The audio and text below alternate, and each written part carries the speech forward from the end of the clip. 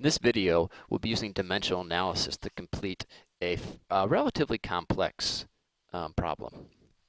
Mr. Newhouse's first car was a 1987 Buick Century. The engine's displacement was 2.8 liters. Convert this volume to cubic inches.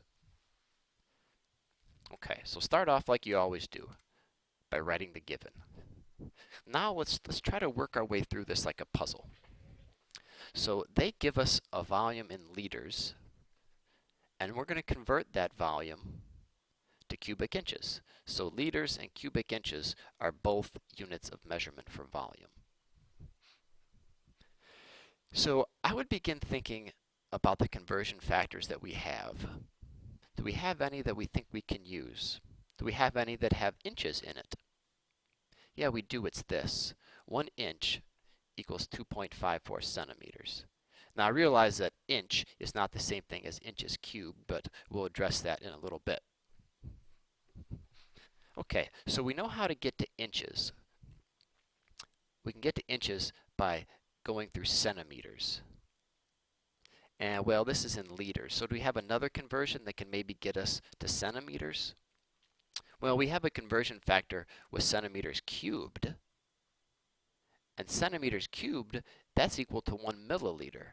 And we know a milliliter can easily be converted to a liter. So let's also use this conversion. 1,000 milliliters equals 1 liter. So these are the tools we have to work with. Now we just kind of have to puzzle this thing together. So if we have liters in the numerator, we're going to need liters in the denominator, of course. So now the unit we're working with is milliliters. So let's use the second conversion factor to convert milliliters to cubic centimeters.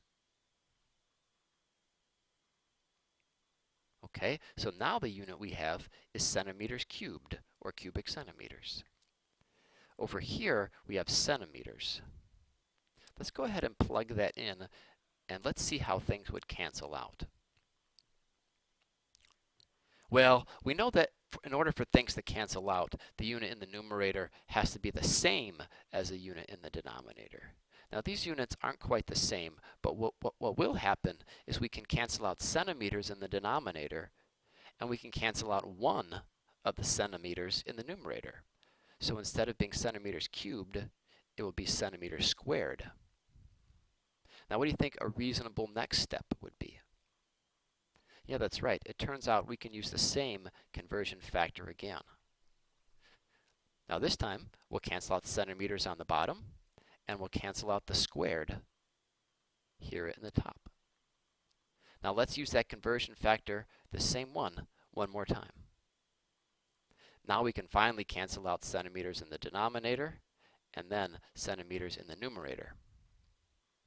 And of course, the unit we're left with will be inches times inches times inches, which is, of course, inches cubed, or cubic inches. So this number has 2 sig figs. That limits us to a number here with 2 sig figs.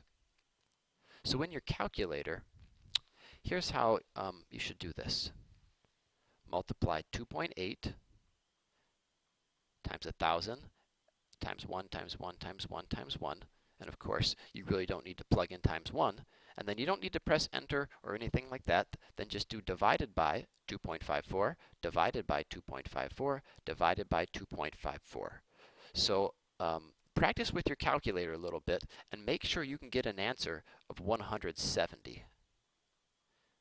And in case you're wondering, that's what that hot rod looks like right there.